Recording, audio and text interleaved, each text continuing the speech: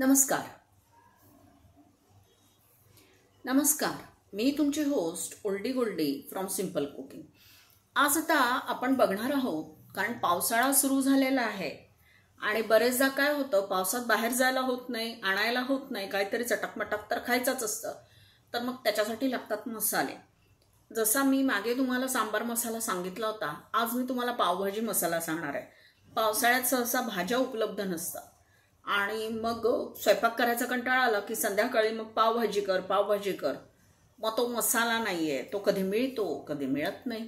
हा मसाला जर आपण घरी करून ठेवला तर त्याला 6 महिने तरी काहीच होत नाही, पर शेवटी उरला तर तो तुम्ही भाजीत टाकू शकता, भाजी पण तुमची चांगली लागते। मग काय टाकायचं वेळेवर आपण धणे जिरे भाजून टाकतो, मग ते हॉटेलमधल्या पावभाजीची काही चव नाही आली। चला मग आपण मसाले बघूया।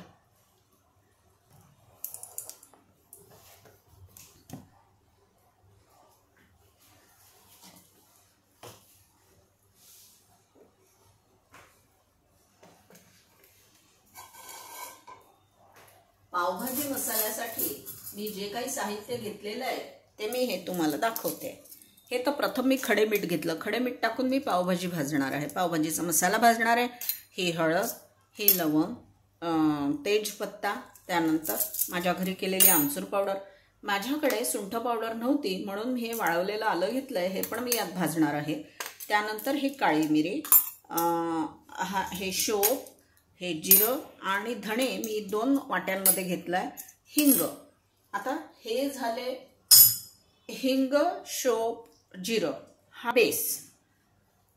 आता आपल्याला थोडासा रंग येण्यासाठी ही मिरची घ्यावी लागेल। काश्मीरी रेड चिली ही मी घेतली आहे आणि नुसत्या काश्मीरी रेड चिलीवर होणार नाही, आपल्याला थोडं तिखट पण पाहिजे, म्हणून मी ही तिखट मिरची घेतलेली आहे। जेवढ्या मिरच्या आपल्याला टाकायच्या तेवढ्याचे देठं मी वेळेवर काढून घेणार आहे। तर आता आपण हा पावभाजी मसाला, मी जवळपास 17-18 मसाले यात पडतात बघा।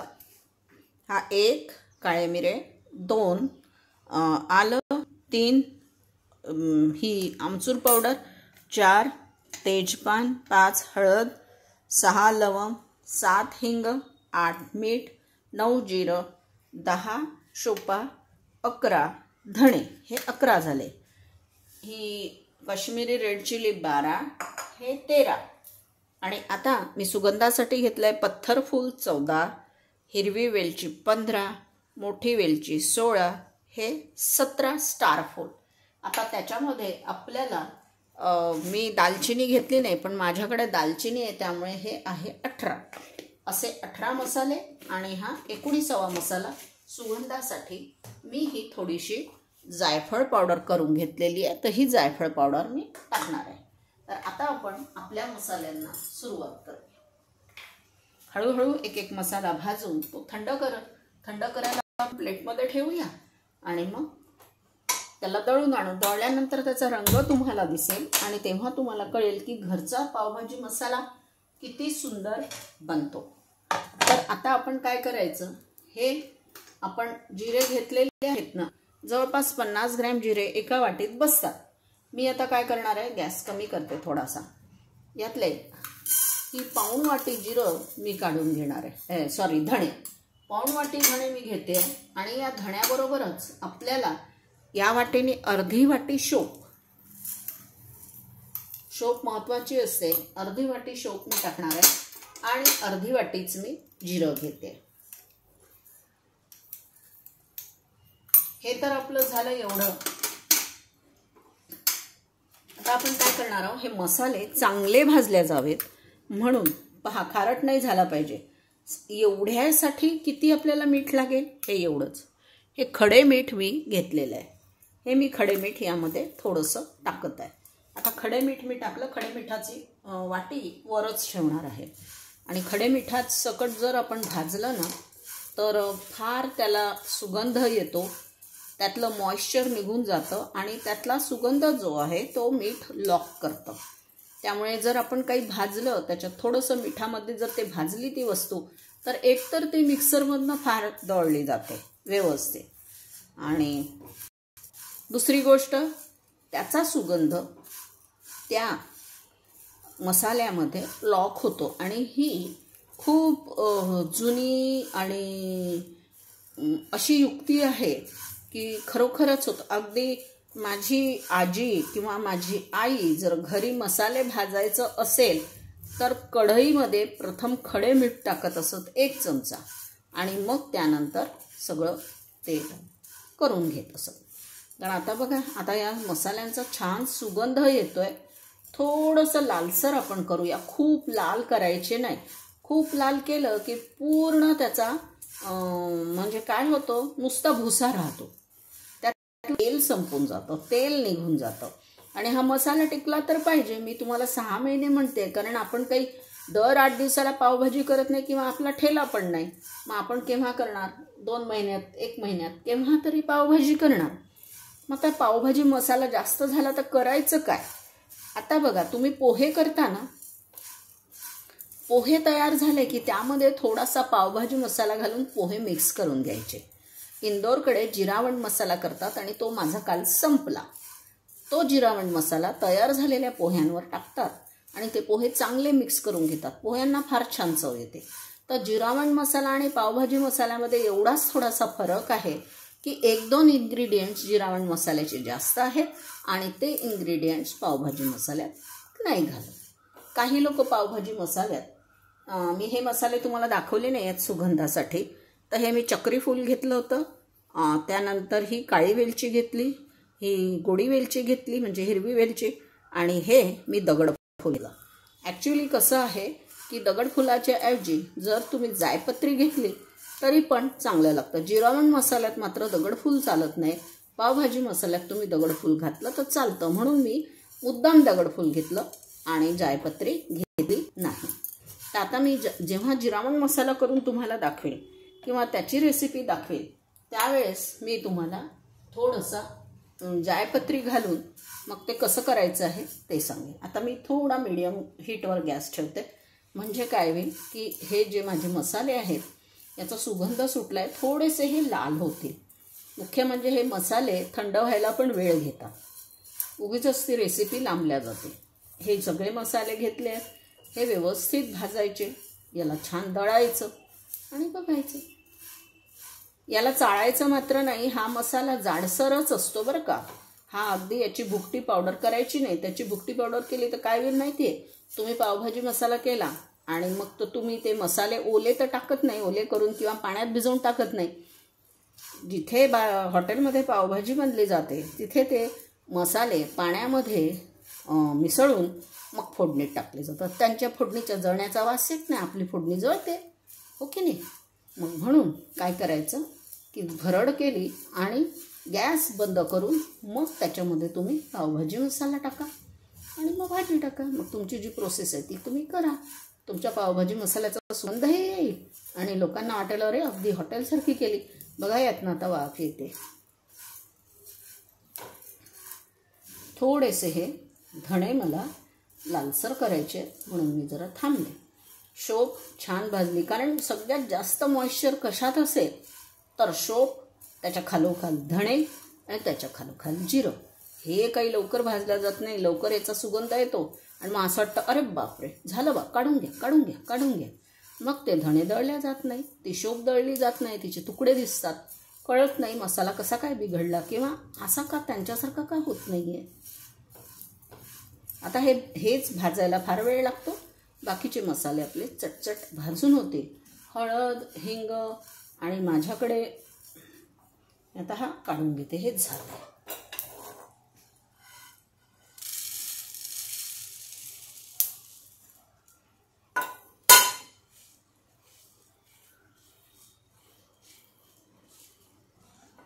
आता ही प्लेट मी तिकडे ठेवते.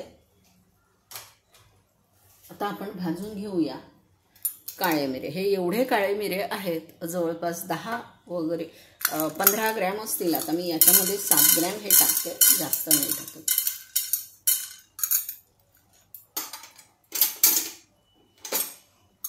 लवंगा आपल्याला जास्तीत जास्त 10 टाकायच्या, बस 10च्या वर गेल्या आहेत माझ्या. आणि हे तेजपान आवश्यक आहे, हे तेजपान.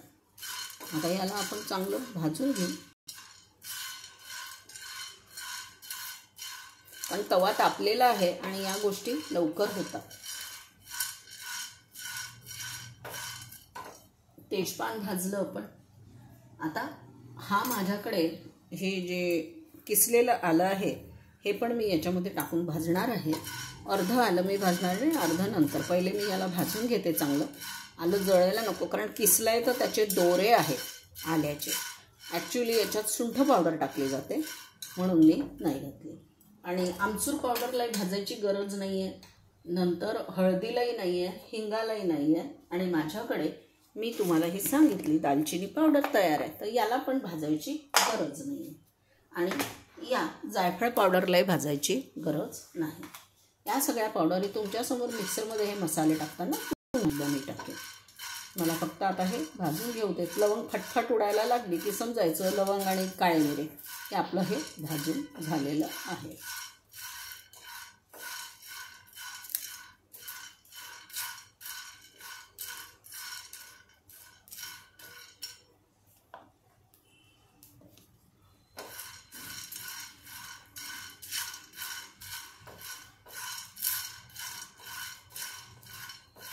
हे तेजपान वळायला लागलं, थोडं काळपट होत आहे, म्हणजे हे झालं.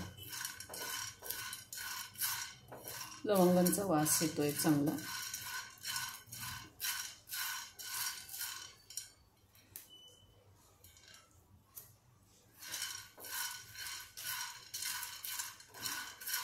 कारण पावसाळा आहे, हवेतही मॉइश्चर असतं. आणि तुम्ही म्हणाल की यावेळेस कसं काय यांनी दाखवलं.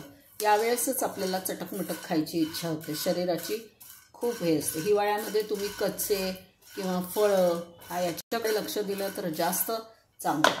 पण साध्या जेवणाबरोबर आपल्याला याची पण गरज पडते. आता हे पण मी काढून घेतलेलं आहे. आता आपण यामध्ये ही काश्मीरी रेड चिली एवढ्या मी भाजायला टाकते. एवढ्या भाजून घेते.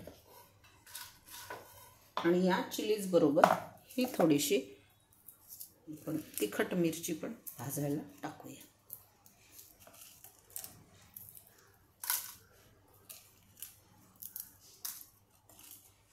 थोडासा आपला माझा जो पावभाजी मसाला आहे ना तो जरा झणझणीत मी करते. एकदम असा कंजूसी नाही करत. मिरच्या किंवा धणे असं टाकण्यासाठी किंवा काळे मिरे, तर तो थोडा झणझणीत हवा. म्हणजे जेव्हा आपण त्या भाजीमध्ये टाकतो त्यावेळेस तो, कारण बटाटा कुठल्याही गोष्टीला ब्लेंड करतो. ब्लेंड म्हणजे त्यातलं सारं हे सुगंध म्हणा किंवा काही गोष्टी म्हणा तो बटाटा खेचून घेत असतो. आणि पावभाजी म्हटल्यानंतर त्याच्यामध्ये फ्लावर, बटाटा, मुख्य म्हणजे मटरसुद्धा या गोष्टी करत असतं. म्हणून आपण थोडासा झणझणीत करायचं. आपल्या भाज्यांनाही, आपल्या महाराष्ट्रीयन भाज्यांनाही ते मसाले खूप चांगले वाटतात. मग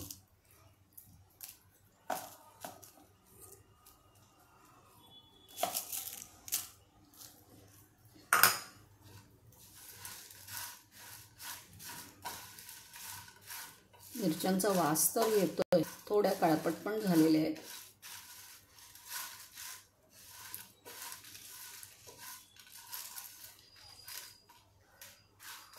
आता ह्या मिरच्यांबरोबर मी थोडंसं मीठ पुन्हा टाकत आहे.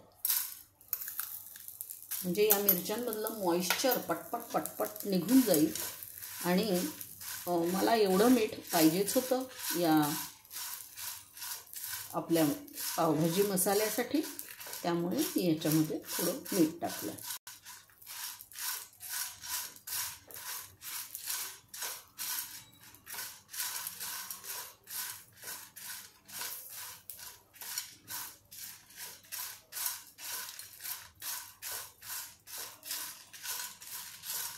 खाट उठत नाही मीठ घातलं की मिरच्यांचा, असं त्याचा एकदम कडक वास येत नाही. थोडासा गॅस मोठा करते अजून.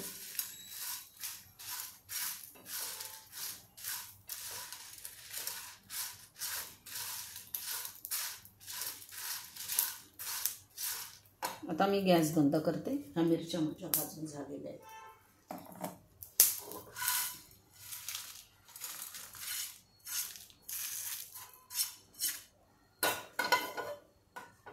आता या गरम गॅसवरच गरम तव्यावरच मी हे पत्थर फूल टाकते, म्हणजे त्याला दगड फूल म्हणतात. हे एक काळी वेलची, एक स्टार अनीस, जास्त नाही टाकत आहे, 1.5 टाकलं, अर्ध तोडलेलं होतं, आणि या 5-6 सुगंधासाठी. एवढ्या याचा सुगंध बास झाला.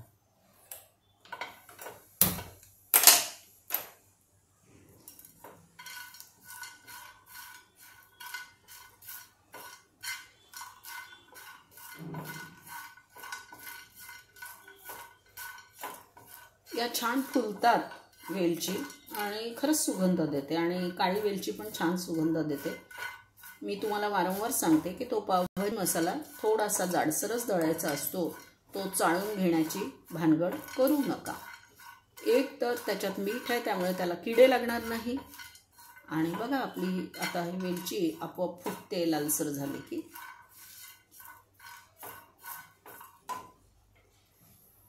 आपले सुगंधाचे मसाले पण भाजून झालेले आहेत. आता याचा छान सुगंध येतोय, मग विशेषतः दगडफुलाचा आणि वेलचीचा.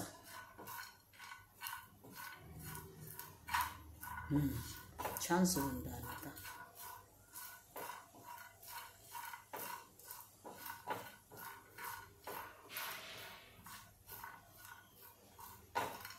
मी आता गॅस बंद केला. हे पण काढून घेते. आता हे मसाले गरम असतानाच या मसाल्यांवर आपण टाकणार आहोत हिंग. आपल्याला हिंग भाजता येणार नाही, व्यवस्थित हा हिंग टाकून घेतला, कारण हे मसाले गरम आहेत. ही हळद पण आपण टाकणार आहोत व्यवस्थित. अगदी चांगली 2 चमचे हळद मी या मसाल्यात घातली आहे. त्यानंतर आपण टाकणार आहोत आमचूर पावडर,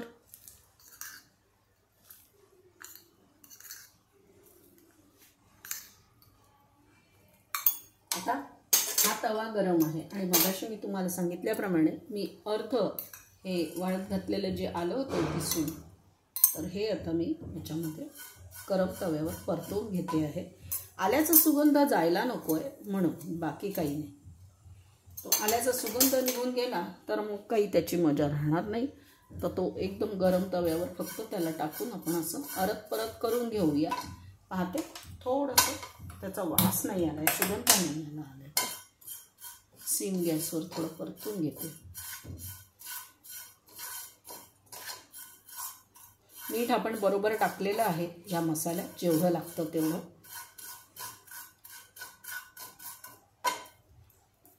आणखी थोडं अर्धा चमचा मीठ या.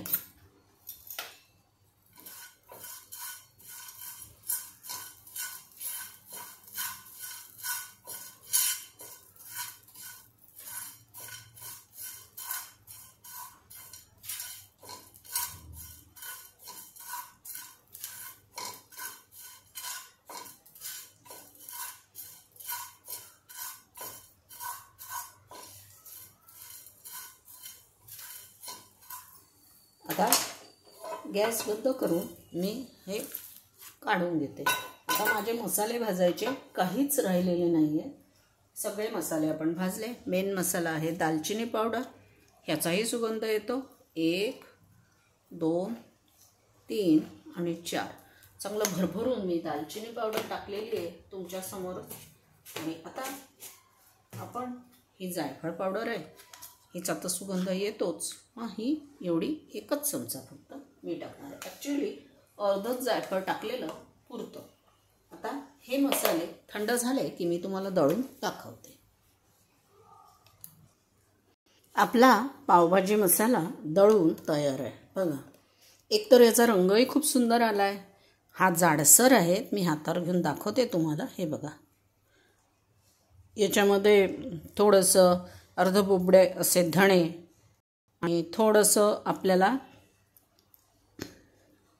शोप हे सगळं दिसतं आहे. याचा सुगंध फार सुरेख आला आहे. मुख्य म्हणजे याचा रंगही सुरेख आला. हा रंग आपण जेव्हा पावभाजी करू, आपली आता रेसिपी लवकरच होईल आहे पावभाजीची, त्यावेळेस तुम्हाला मी हाच मसाला वापरून रेसिपी दाखवणार आहे.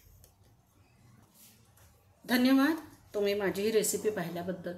तुम्हाला जर माझी ही रेसिपी आवडली तर माझ्या रेसिपीला ज़रूर लाईक, सबस्क्राईब, शेअर करा. माझा नेहमीचा फंडा, बनाइए, खाइए, खिलाइए और आपकी उडली गुडली को अच्छे कमेंट्स जरूर भेजिए. पावसाळ्यामध्ये मसाल्याचं गरम असं खाण्याची फार इच्छा होते आणि म्हणून मी आता थोडे मसाले एक आठवड्यात एक मसाला दाखवणार आहे. धन्यवाद.